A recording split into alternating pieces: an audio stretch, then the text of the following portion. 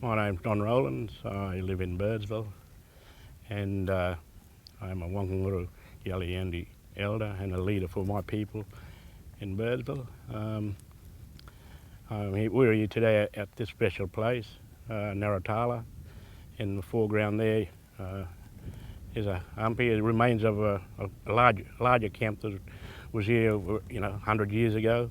The reason why this place is up here on the side of the hill is because this is where the family would come during big flood times, and that would leave all the other humpies back on the river.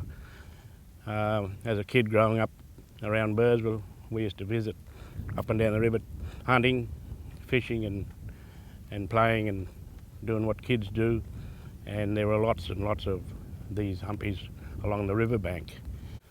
And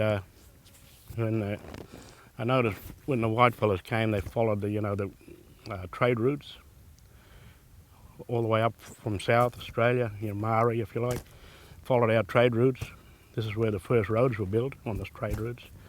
And every time they built a homestead or a stockyard, it'd be on an Aboriginal camp. So as they went, they knew that the Aboriginal people had the high ground, so they destroyed their place and built theirs. All the cattle yards were built on Aboriginal camps.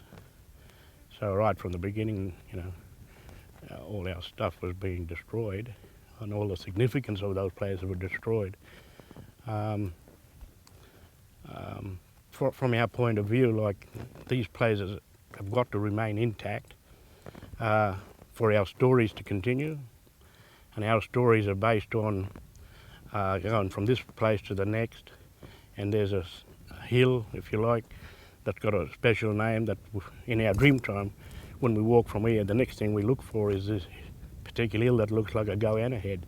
So it'll be called the Kaperi, and we'll be walking from here to the Kaperi. We'll talk about the goanna as we go.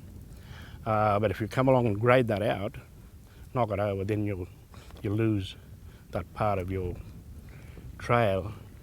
In fact, it's like a road sign. If we took a couple of road signs out of the road here now, we'll have tourists going to Mount Isa and bypassing Birdsville. And that's the sort of thing that happened, and that's why today the fight is still on for me to make sure that the community, old communities, white communities, understand why we want to protect our stories, tell our stories, protect our stories, and protect our sites in particular.